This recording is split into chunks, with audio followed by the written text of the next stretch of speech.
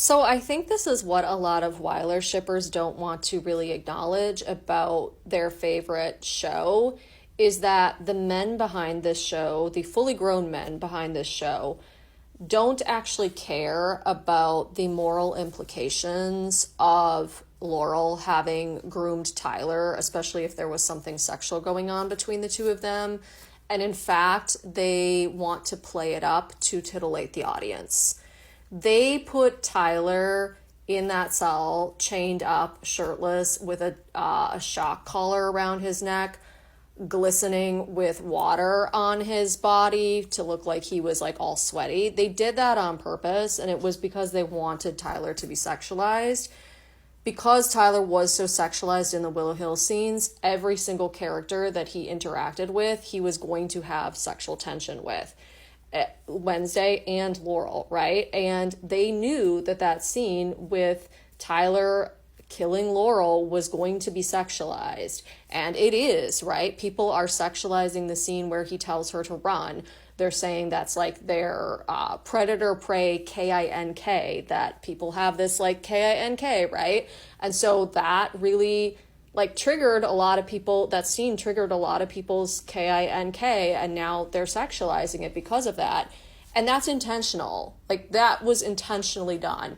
And even like this interview that we're commenting on here, Jenna was talking about how she and Hunter were trying to make the scene less sexually charged, but it was impossible to make that scene less sexually charged because of the way that they had Tyler in that scene, because he was shirtless, because he was chained to a wall, because he had a shock collar around his neck, because he was glistening with sweat, and he was wearing like sweatpants that you could basically almost see his DICK print through, right? Like there was no way that that scene wasn't going to be sexually charged.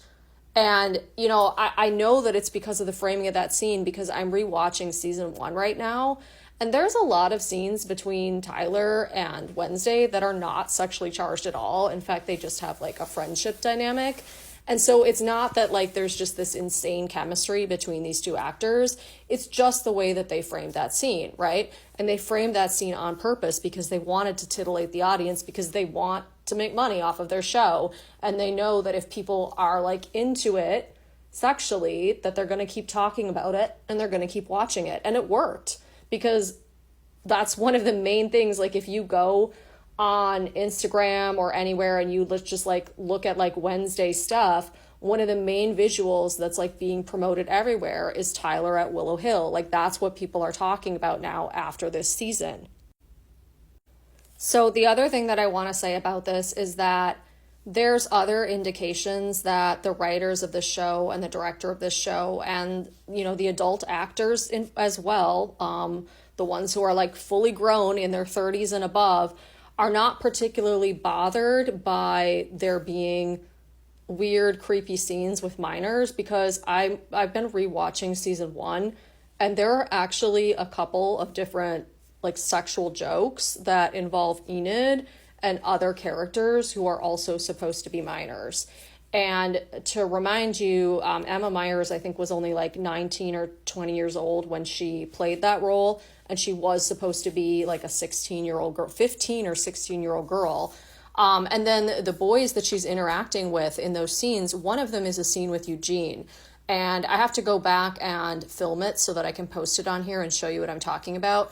But there's a scene that has a sexual joke, like a sexual innuendo between Enid and Eugene.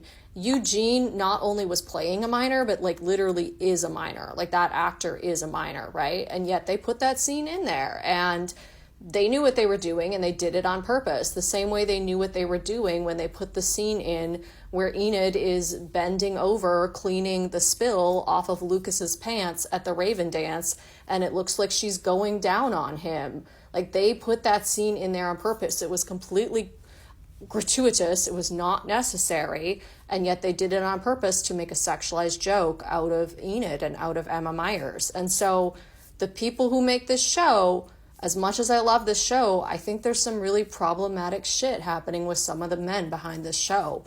And you know, I don't hold like Emma and Jenna responsible, because they're so young and they were teenagers themselves when they first started filming this. I think if anything, they've been groomed into thinking it's normal. They've been groomed into normalizing it.